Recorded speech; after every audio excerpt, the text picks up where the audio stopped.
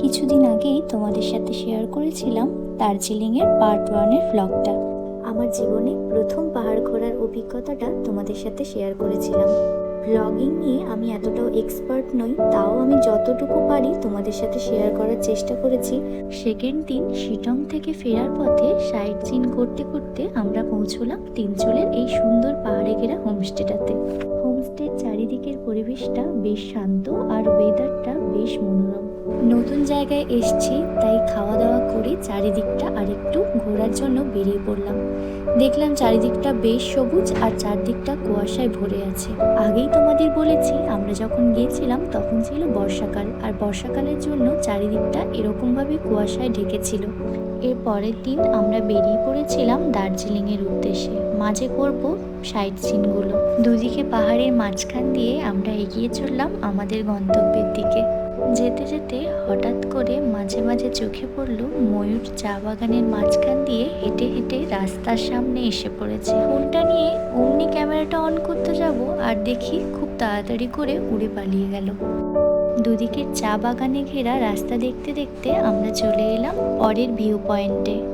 এখানে আমরা একটা চায়ের দোকানে ঢুকেছিলাম, ওখানে খেলাম ম্যাগি আর চা, আর সাথে দেখলাম এই ড্রেসগুলো ওখানে রেন্টে দিচ্ছে। আর ওখানে যেহেতু ফাঁকা ছিল, তাই আমি আর বোন দুজন মিলে ওই ড্রেসটা পরে কিছু ফটো তুললাম, কিছু ভিডিও করলাম।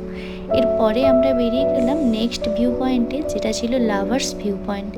এই নদীটা এত সুন্দর লাগছিল ওপর থেকে যে দেখে চোখই ফেরানো যাচ্ছিল না, আর ওয়েদারটা খুবই ভালো ছিল। কিছু জায়গা থাকে না যেখানে গেলে কথাই বলতে ইচ্ছে করে না, এই লাভার্স পয়েন্টটা হলো ঠিক তেমনই একটা জায়গা। শুধু চুপচাপ দাঁড়িয়ে থাকতে ইচ্ছে করে, আর এই যে নদীটা দেখে যেন মনটাই জড়িয়ে যায়। কথা বলতে বলতে দেখো আমরা চলে এসেছি লামাহাটা ভিউ পয়েন্টে। যখন আমরা লামাহাটায় ঢুকছি তখন ওয়েদারটা এত রোদ ঝলমলে ছিল, আর নিমেষের মধ্যেই এখানে কুয়াশা ভরে গিয়েছিল। পাহাড়ে ঘেরা এই ছোট্ট গ্রামগুলোর মধ্যে লামাহাটা হচ্ছে তার মধ্যে আরেকটা। দার্জিলিং থেকে প্রায় 21 কিলোমিটার দূরে অবস্থিত এই লামাহাটা ইকো পার্ক। দার্জিলিংয়ের কাছে একটি শান্ত ও মনোরম ইকো ট্যুরিজম কেন্দ্র হলো এই লামাহাটা। এখানকার প্রধান আকর্ষণ হলো লামাহাটা ইকো পার্ক, যেখানে পাইন ও ধুপির জঙ্গল ও রঙিন ফুলের বাগান রয়েছে। এছাড়া এখানকার পবিত্র জলের হ্রদ, কাঞ্চনজঙ্ঘা দৃশ্য এবং ট্রেকিংয়ের জন্য লামাহাটা ইকো পার্কটি খুব বিখ্যাত। এরপর আমরা গল্প করতে করতে দেখো পৌঁছে গিয়েছি দার্জিলিংয়ে। দার্জিলিংয়ে ঢুকেই যেটা চোখে পড়লো এখানকার এই বিখ্যাত টয় ট্রেন। দার্জিলিং স্টেশন থেকে ঘুম পর্যন্ত এক রাউন্ড ট্রিপ সবচেয়ে জনপ্রিয়। এটি প্রায় 2 ঘন্টার একটি ভ্রমণ, যা বাতাসিয়া লুপ ও হয়ে ঘুরে আসে। বলা হয় এটি বিশ্বের অন্যতম প্রাচীন এবং বিরল পাহাড়ি রেলপথ। প্রায় 3 দিন অফবিট জায়গায় থাকার পর যখন দার্জিলিংয়ে আমরা পৌঁছলাম, তখন বেশ জমজমাট লাগছে চারদিকটা দেখে। এদিকে কথা বলতে বলতে দেখো আমরা প্রায় পৌঁছে গিয়েছি হোটেলের কাছে, আর এখন আমরা হোটেলে চেক ইন করে নিয়েছি। রুমে গিয়েই ফার্স্টেই যেটা আমরা দেখছিলাম যে রুম থেকে আমাদের ভিউটা কেমন ছিল। এটা ছিল আমাদের রুম থেকে পাহাড়ের ভিউটা, যেটা এখন কুয়াশার জন্য কিছুই দেখা যাচ্ছিল না। দুপুরে লাঞ্চ করতে করতে বেজে গিয়েছিল 4টে। এরপর একটু খাওয়া দাওয়া করে রেস্ট নিয়ে সন্ধে বেরিয়ে পড়েছিলাম ম্যাল রোডে ঘোরার জন্য। আর ম্যাল রোডে ঘোরা তো শুধু নয়, তার সাথে ছিল অনেক কেনাকাটা করার পর যখন বুঝতে পারছিলাম এবার বৃষ্টি নামতে পারে, তখনই ধরেছিলাম হোটেলের রাস্তা। আর ঠিক ম্যাল রোডে পৌঁছে গিয়েছি তখনই হলো এরকম বৃষ্টি। তারপর রুমে ফিরে যখন বৃষ্টিটা কমলো, বাইরের জানলা দিয়ে মুখ বাড়িয়ে দেখি এত সুন্দর একটা ভিউ।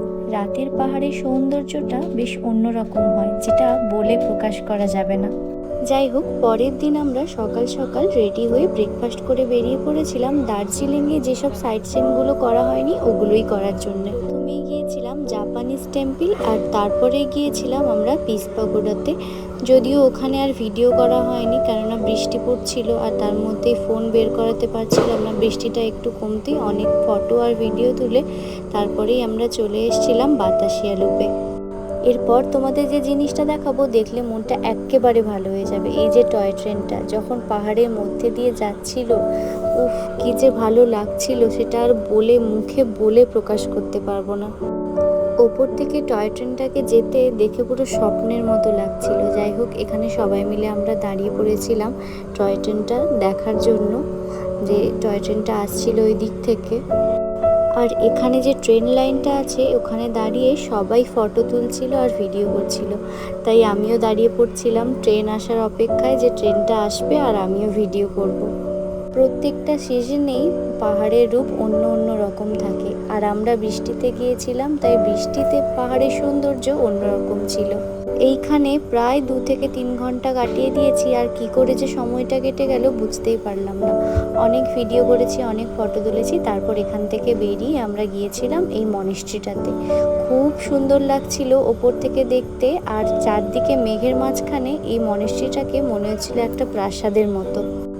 এখানেও প্রায় অনেকক্ষণ থাকার পর আমরা এখান থেকে বেরিয়ে এসেছিলাম হোটেলের উদ্দেশ্যে, কারণ অনেকটাই দেরি হয়ে গেছিলো আর লাঞ্চেরও টাইম হয়ে গেছিলো, আমাদের খুব খিদে পেয়ে গিয়েছিল, তাই এখান থেকে বেরিয়ে এসেছিলাম হোটেলের উদ্দেশ্যে। হোটেলে ফিরে আমরা লাঞ্চ করেছিলাম, আর লাঞ্চটা দুর্দান্ত ছিল। এত খিদে পাচ্ছিল যে লাঞ্চটা অমৃতের মতো লাগছিল।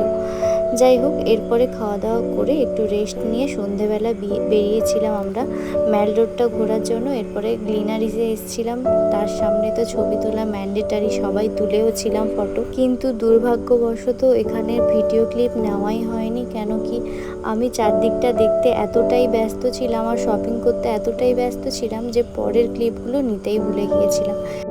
যাই হোক, আর এটা ছিল শেষের দিন, যেদিন আমরা ফিরছিলাম। ওই দিন বাকি সব সাইট সিনগুলো করতে করতে আমরা এসেছিলাম মিরিকের দিকে। মিরিক লেকটা দেখে আর চারদিকটা একটু ঘুরেও নিয়েছিলাম। ভীষণই সুন্দর ছিল লেকটা, দেখে এত ভালো লাগছিল, আমরা শুধু বলছিলাম যে কেন এটা আমরা প্রথম কয়েকটা দিনে একদিন কেন এলাম না। যাই হোক, এবার বাড়ি ফেরার পালা। ভিডিওটা ভালো লাগলে একটা লাইক আর একটা কমেন্ট করে দিও। থ্যাংক ইউ সবাইকে। আবার দেখা হবে পরের একটা ব্লগে।